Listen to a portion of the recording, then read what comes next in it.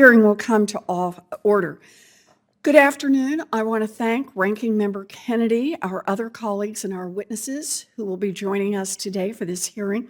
Today we are 48 days away from the election. That is just 48 days until voters decide the direction our country will take next year on abortion, housing, and taxes.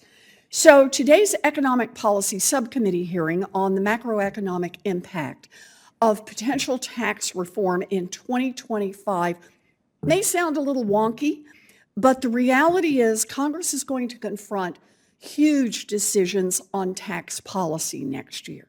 Whether we want to rewrite the tax code or not, 2025 will be a crucial year for setting tax policy because in 2017, Donald Trump and congressional Republicans passed a $2 trillion tax giveaway to the wealthy and big businesses. The Republican tax giveaway was so big that they tried to hide the full cost.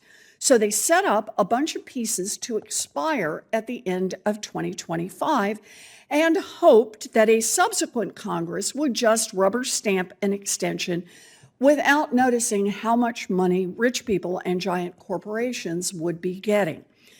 Next year, Congress will answer the questions we are discussing today about what the tax code should look like. What we decide will affect every American and every part of the economy and every part of the country over the next few decades. Whatever you care about, taxes matter. The tax code determines how much money our nation has for programs like Social Security, Medicare, roads and housing, health care, and child care. And the fine print of the tax code shapes our economy. Will the tax code incentivize billionaires to hoard their money, corporations to grow into titanic monopolies, and multinationals to ship jobs overseas? Or will it create good jobs and new opportunities for small businesses and entrepreneurs right here in the United States? Taxes reflect our values. They show us what and who we value enough to collectively invest in. For decades, particularly since the days of Ronald Reagan and his corporate-friendly advisors, the tax system has reflected the values of well-connected billionaires. The 2017 Republican tax cuts centered on a $1.3 trillion tax cut for giant corporations. In the years since then, corporations have raked in record profits, including by price gouging consumers, but they have paid less in taxes. In fact, over the past half century, giant corporations have begun to dominate our economy. Corporate profits as a share of the economy have doubled since the 1950s. Meanwhile, corporate federal income taxes as a share of GDP have fallen by half. Under President Biden and Vice President Harris, things have gotten a little better. We raised taxes on billion-dollar corporations for the first time in 30 years, thanks to my 15% corporate minimum tax. We funded the IRS, which has since clawed back over $1 billion and counting from wealthy tax cheats. But it has been an uphill battle. These improvements to the tax system came with the slimmest of majorities and were opposed by every single Republican member of Congress, House and Senate.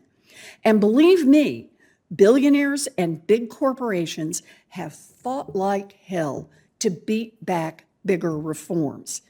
Now, next year, they will fight even harder. Lobbyists have already started calling 2025 the year of tax Super Bowl. These lobbyists are salivating over the hours they can bill their corporate clients and the goodies they can win. But it's not a game, and the outcome is not a foregone conclusion. In fact, I see 2025 as a big opportunity to fix our tax code. So here is the choice that Congress will face. and that this subcommittee meets to discuss today. Will we allow Donald Trump and the Republicans to implement their Project 2025 plan to cut taxes even more for billionaires and giant corporations while raising taxes on everyone else? Or will we move the corporate tax rate back up, stitch up the tax loopholes that billionaires wiggle through, and then use that revenue to lower costs for ordinary Americans, from housing to childcare? And just as importantly, will we finally say enough is enough? That the rich and the powerful have already fed at the trough long enough, and that it is time for them to pay a fair share? Will we have the courage to say that it is better to let the Trump tax cuts expire than to sign on to another multi-trillion-dollar giveaway to America's billionaires? I appreciate our panelists joining us for this hearing and sharing their expertise. We have big questions that will come before the Senate and the American public in the coming months, and I am pleased to have the chance to start that conversation today. At this point, I would ordinarily turn to Ranking Member Kennedy, who was right behind you. He's voting, and then he will be here for his opening remarks. So how about if instead of doing that, we start with our witnesses?